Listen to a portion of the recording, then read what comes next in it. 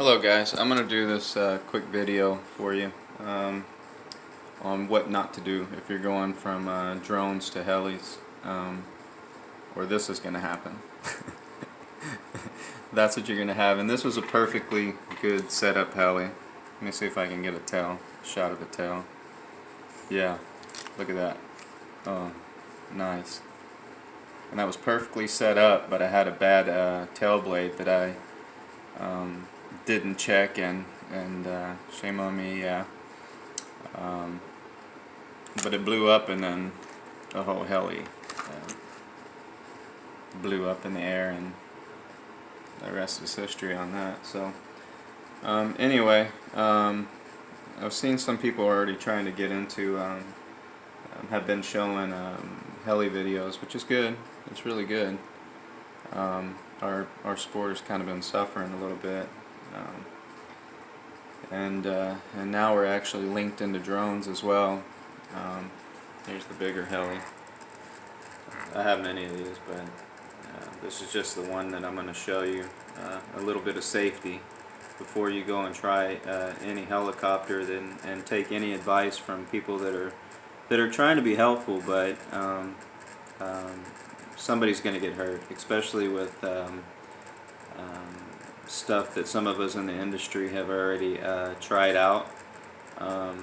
If Walkera wants to send me another heli for me to try their Devo flybarless unit, I believe it's a 6-axis flybarless unit, I'll be more than happy to try it out, and I'll show you what happens when we do some TikToks. But from what I could see on one of the videos, it did look like it had carbon blades that were hopefully pretty stiff. I didn't like one of the comments that I had seen that the blades were farting, especially from doing sport flying. But that could be hammering on the too much positive or negative pitch as well. So like I said, I haven't tested that heli, the new whatever that said, version 3 or whatever. I do know that Banggood was trying to sell another heli that was the JCZK. I wasn't too excited about the name, because that name to me means somebody that's really well known in the heli industry, which is JC's ankle. So if you're going to take advice from anybody as far as trying to get into helis, like, talk to somebody like JC's ankle, or myself, Jim Gonzalez. I made a new page now that says Jim G RC. Tarek El Sadi, man, watch those guys. Burt Camara, Kyle Stacy, Ben Storick. Watch those videos, and you're going to see what helis are really about, and I think you'll be quite amazed at how far we've come. Here's some of the flybarless unit on the. I don't know if this is going to show up on video or not. This is my first time with this particular phone, but you can see some of the flybarless software. When you're setting up a flybarless unit, especially like the one that I had to make this video, because it's very important that you check your helicopter and you unplug your motor before anything else. If you're going to put a helicopter in the idle up one, unplug your motor or back off the pinion from the main gear. Do not, and take off your blades. You don't have to take off the blades if you unplug the motor. But that helicopter, anything from a 450, even a 250, will really mess you up. It'll ask a friend of mine named Sam K. I will not say his last name, but his Blade SR really chopped him up. That was made by Horizon Hobby, the Blade SR. These are some good helis as well. The 150X, it's going to be too squirrely for somebody. I'm sorry, Align, I love you. You have cheap parts, but that's going to be too squirrely for somebody to start out with. It's really high head speed. That one there, I love that heli. It doesn't have a lot of adjustment for the up and down pitch. You have to adjust the linkages. But that's a really good heli. So yeah, but get you a Align, the Align heli. Most of all the parts now are cheap, man. You can buy the older models and fly all day long. The one like this though, I don't want to make this video too long. They have another one out called the WL Toys, I believe. It's a KK110, and then they have the KK120, I believe. The problem with those models, they're great. I'd love to buy another one, and if I'm not mistaken, there's somebody in the USA that's importing parts now, or they were, but they sell out so quick. And on that main gear on that one, it's designed to pop off, so you don't really strip the main gear all the time. I always put some hot glue on there. It really helps a lot. Just put a little hot glue on there, and then it stays on better. But still pops off. So that's an Oxy 3, of course. These are tanks. I mean, this thing exploded mid-air and it's still together. I mean, look, the carbon is super tough. You're never gonna break that, ever. I don't care who you are. Fly barless unit, MSH, of course. Brain icon. My speed control on that one, I believe, is a hobby wing. Yeah. That's another thing. Get a reputable ESC, or it's going to go out in flight, or catch fire, and you're going to come down in a flame. But what I wanted to go over was, let me see if I can get a decent video. Sorry for the mess in here, but I had to make this video right away before I was kind of upset that the information that I heard online was okay. But like, if you're trying to go to Ali Shanmel, or sorry Ali, I'm not trying to rank on you. You made some decent videos, but he's not a Smack 3D pilot. I don't care. That's not Smack 3D pilot. Go watch Kyle Stacy. Go watch Burt Kamara. I'll try to put out some videos. Go watch Ben Storick, Tarek El Sadi, of course, the King, and Curtis Youngblood. Don't leave out Curtis Youngblood, but he doesn't fly anymore. So what I wanted to go over is that when you start up your heli, of course, unplug your motor wires, right? Or back off the pinion going to the main gear, right? And this pinion going to the main gear, you want minimal slop. What most of us do is put a piece of paper in there, right? And also too, what you want to do is you want to spin this, right? You want to spin that main gear, and you want to make sure when you're adjusting it that you get it to the high side. All these main gears aren't made correctly all the time. I don't care if they say CNC or not.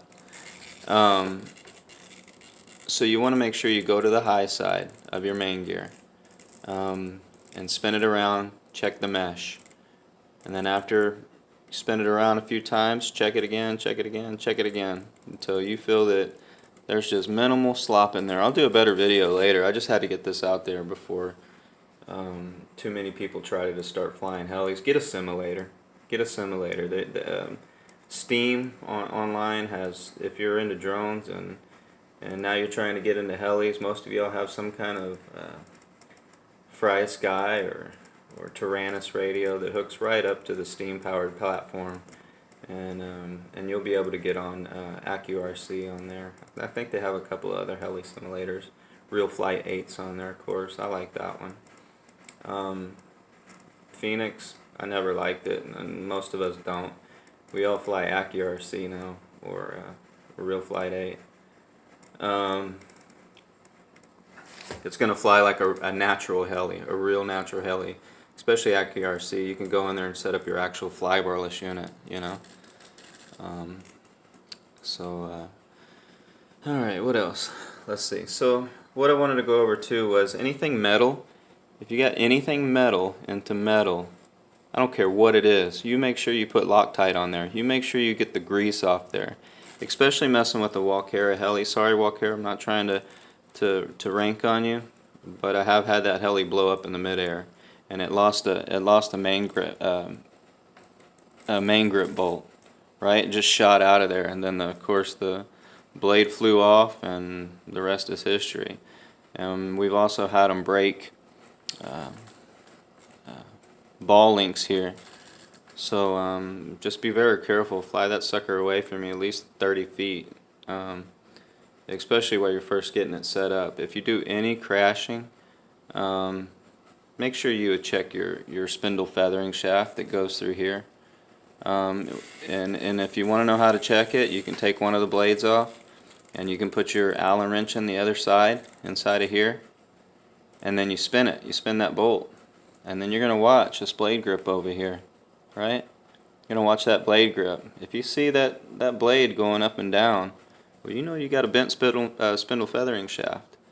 And anything on a 450 size down to a 250 size, it's really going to put a lot of vibration in the head. And if you have a fiberless unit that you're flying it on, it's going to be hard to fly. So also, I think on that Walkera one, like I said, I haven't set it up in a while, but it should have a manual mode. It should have a setup mode. Read your manual. Walkera, if you want to send it to me, I'll set it up and we could do some pyro flips, TikToks and stuff. But I haven't flown that one since the last time I flew it for someone. But you see how you want to make sure when your swash goes up and down that you have the same amount of travel, both positive and negative, right? Now, before you do all that, you need to make sure that you have these servos right here set up at 90 degrees. Every servo, and a lot of the times too, they can move here in the mount, so you need to make sure that they're 90 degrees. That's the golden rule. That's how machining works, right? It's how everything in this world is built. You got to build it square.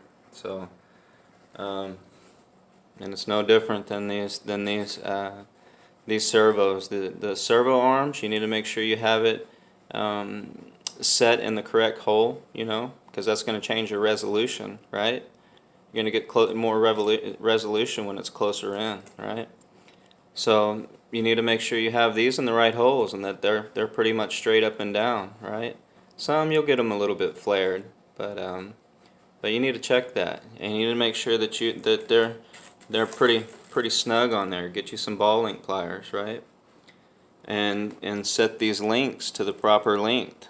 The reason for that is because when you go positive, let me hit my remote, positive and negative, it needs to have the same amount of travel first up and down this main shaft, right? Positive and negative, right? Make sure these servos are going the right way too. When you hit positive, they should go up, and when you hit negative, they should go down, right?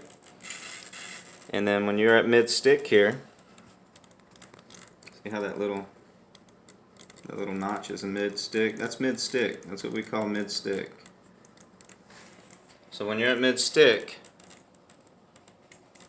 this swash right here should be perfectly level. On this particular heli, I have a setup mode. So if you notice, when I push the heli over here, see the swash counteracting? See that? I don't know if you can see that. See my servo?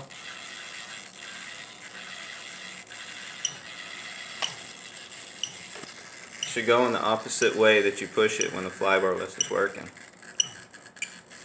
Now, also, when you go to the left, the swash should go to the left. When you go to the right, the swash should go to the right. See, the flybarless unit's on right now, and I believe on that Walkera, it does have a setup mode because it's a 6-channel flybarless. So it's gonna, the flybarless is gonna try to start counteracting from whichever way you push it. So let's go back to the software. In this particular software, the Brain Icon, you're going to go over here to your setup tab, and that's going to turn off the flybarless unit. It's going to turn, it's going to turn off the gyro. Bam, right? throttle's got to be at 0. Did you see that? Let me see on this particular software. Let's see. Okay. So let's go back over here. That's for safety feature. Bam, 0. Okay. So now I'm gonna come back over here. Hold on. Okay. You heard that little click. You're gonna notice a difference in the sound now when it's at mid stick. You're gonna be able to hear it. Watch this. So when I hit the, let me see if I can get this in the shot. So, well, I'm not gonna be able to get it in the shot. Sorry, man. But when I go up on the stick and I go to mid stick, you should hear it.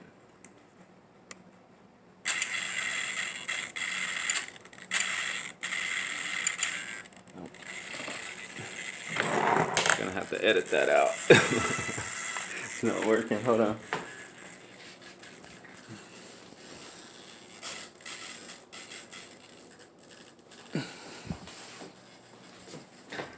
Yeah, I'm gonna have to edit this software. Sorry, man. I'm gonna have to edit this. But let's see. Let's go back. Also, you need to make sure it's on the right. See? 3 servos, 120 degrees. I believe the Walkera also has this setting when you go into the setup menu on the Walkera 450. I think it has that in the software. I don't have that radio anymore.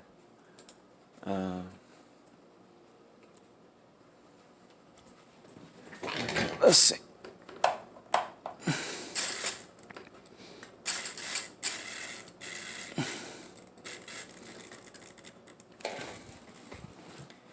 Anyway,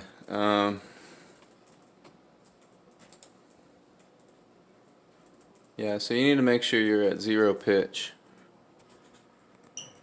And then when you're at 0 pitch, that swash won't move anymore. Sorry, I redid the software, and now it's not seeing that I'm at 0 now.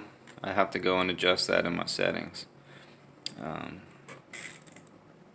to get into where it disengages the fly barless unit. Hold on, let me try one more time.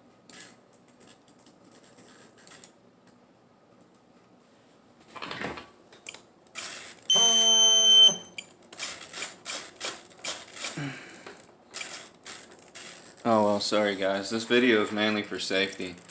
I'll do another video on setup. I'll end up setting this little guy up. And that way we can go over the spindle feathering shaft, how to put in the dampeners, you know, if you got a bunch of slop in there. This is set up for Smack 3D, but you know, something like the Walkera, for instance, it'll have softer dampeners in there, right? It's not hard. The sureness on the hardness is not set up for Smack 3D on a lot of on those. I may be wrong on that one. It's a version 3. I haven't actually smacked it around yet. But you have to have the correct dampeners for whatever. If you're just doing sport mode, you can have some slop in there, you know, no big deal. But you start doing some TikToks and you're going to blow that heli up. You really will. You're going to get your blades going to flex and it's going to hit the boom. And then that's it. You're going to have a bunch of pieces. You're going to get frustrated. And not going to be a fun day at the office. So yeah, so when you're at mid stick here, when you're on your transmitter and you're at mid stick, right? You're in that little notch. First, like I said, you need to make sure that you have your swash plate set up. You have a swash leveler. Most of them, you pull this head off, and then you can put the swash leveler on top. I don't have my swash leveler, but it'll sit on top of this main shaft. It's going to be the size for a 450 size main shaft. And I know it may be a pain in the butt to pull the Jesus bolt out and unpinch the pinch bolt and then take the head off, but your helicopter's going to fly perfect because you're going to have this swash 90 degrees, right? I mean, everything's going to be level. When it should be level from the back of the elevator to the ailerons, right? To the right and to the left aileron. And like I said, these servo arms need to be set up first, 90 degrees. 90 degrees. Take them off first, set them up, or eyeball them best you can. Sorry about that. But these arms need to be 90 degrees straight across, right? You can see when you look down this servo here, if that arm is either, to the left or to the right. Get that straight first, right? And then after you do that, and do them all, the back one, front one, side one, okay? And after you do that, you get that set up. Then you can come over here. Then you can come over here to your pitch links, right? And then you set up zero pitch here. See, this one here has an actual notch. It'll show you. Now, it's pretty accurate, but you still need to get a pitch gauge. Or you can fold your blades back, and then you can check from the tip end to the other tip end, and make sure that they're identical, that they match, right? And that'll really tell you if you're at zero pitch, because you'll have slop sometimes one way or the other. And so after you do all that and you set it up, you want to go over to the tail. Let's see if it'll let me do my tail.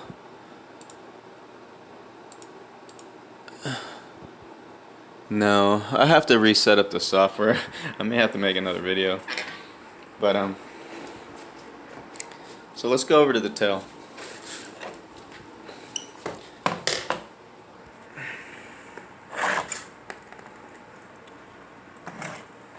Over here, you want to make sure that you don't have a lot of slop one way or the other. Obviously, you're going to have a little slop. If you have too much, you need to check this little adjustment screw right here and screw it in, right, clockwise, and make sure there's not too much slop, or that'll show up in the tail. But a little bit's okay. Also, too, when you go and you set up a torque tube one, you need to make sure that you don't have a lot of slop in these gears, right? You want a little, but you also want to check that on the high side of the gear as well, right? You want to make sure that everything runs smoothly. And of course, you want to make sure that when you turn these blades into the prop wash, right? That's which way they turn, counterclockwise, into the prop wash, always. And also, very important, you want to make sure you're not binding when you go to the left or the right. You want to make sure you're not binding up against. See, I got a little bit of slop there. I don't know if you can see that. I got a little bit of spacing. You want to make sure you got a little bit of spacing and that you're not binding, or you're going to burn your servo out. You're going to lock the tail up when you're in mid-flight. Once you go over there, and if it hits, it'll lock that tail up sometimes. And if you're not used to flying helis, you're going to get disoriented. And you're going to go down, Judy Brown. You know what I'm saying? So check that. Make sure your tail is going the right way. You push your tail, if you're standing behind it, and you push it to the right, well, the pitch slider should go the opposite direction, right? Should go in towards the left. Right here. It's not doing it because I haven't flown helis in a while. I've been doing drones, and so when I set up this helicopter, I had to re-flash the software going into it because it hasn't been flown probably in about a year. But Brain Icon came out with new software. So see, it's very important to read your manuals and go in, and if you're using the Brain Icon or the other one out that we use nowadays is V-Bar, Mikado V-Bar. They have their own radio, their own gyro, everything built in together. You can even use that one on an airplane. And then of course the other one that we use now is Brain Icon. They're still going. I think XL Power took them over. So you can go to XL Power. They still have the software on the Icon flybarless web page. But let's take that off. Okay, so that's my Bluetooth unit. Also, too, if you're flying these bigger helis, make sure that your satellites are glowing. If not, you lose signal. You're gonna lose some money. And that's my Bluetooth right there. It's Creus Bluetooth module, and that's what actually hooks up to the Icon. I have the reason I have my flybarless unit on a separate battery pack. Some guys they have it where they just plug in their 12S packs, and it'll power up or they'll use a buffer pack, you know, in case they lose power from their ESC. It'll still power the servos where they can land, but that's exactly why I have it. And I have dual power lines going into one of the aux channels on here. Because some servos pull a lot of current, and when you go positive negative and you're trying to do some smack 3D, you draw too many amps, and it'll suck it dry where you'll start losing packets on these antennas. You know, the information won't get there, and it'll try to reset mid-flight. So it's very important to pre-check your equipment before you get off the ground. Give that freaking some wax, you know, positive, negative, and do this, you know. Make sure you're not. And make sure you're not browning out. We call it browning out. Need some wax. On this software, it doesn't, but hold on. But on this particular one, with these big old monsters, I don't know if you can see that. They draw some amps, man. They draw some power. This is a big old monster. I think 5,500 watt of line. So that's actually a Salt helicopter from Hobby King. It used to be that these gears wouldn't hold up. See, that's a straight cut gear. Used to be these gears from Hobby King, I could never get them to hold up. But this particular heli, I mean, if you look at the metal, it's cheaper. You know, obviously heli's going to be lighter, but it's a cheaper quality metal. I mean, but it's a knockoff. Now in the heli community, it's not a good thing. Most people frown upon that because it takes away from the people that do the research and development, you know, spend all that money. But Align has been having that issue with copycats for quite a long time. And I get it. Some people can't afford it, you know, spend such and such. But Align kits are so cheap now. The problem I did have with this one, I'll have to edit this software. I don't know if you can see that, but the boom mount I had to glue. That's my Protoss. Look at that. Anyway,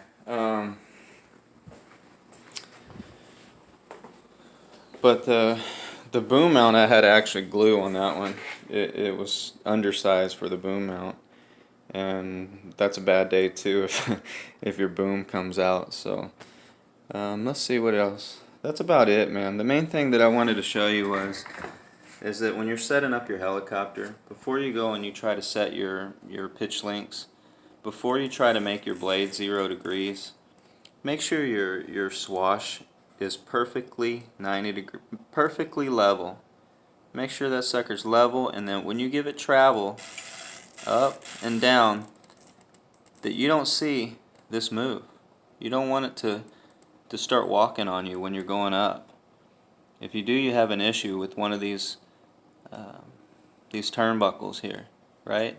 One is set higher than the other. That's why it's so important to make sure that you set your servos first, 90 degrees, and make sure when you give it positive and negative, they have the same amount when you go positive and negative, right? You want the same amount of throw, positive and negative, okay, on all three of these, okay?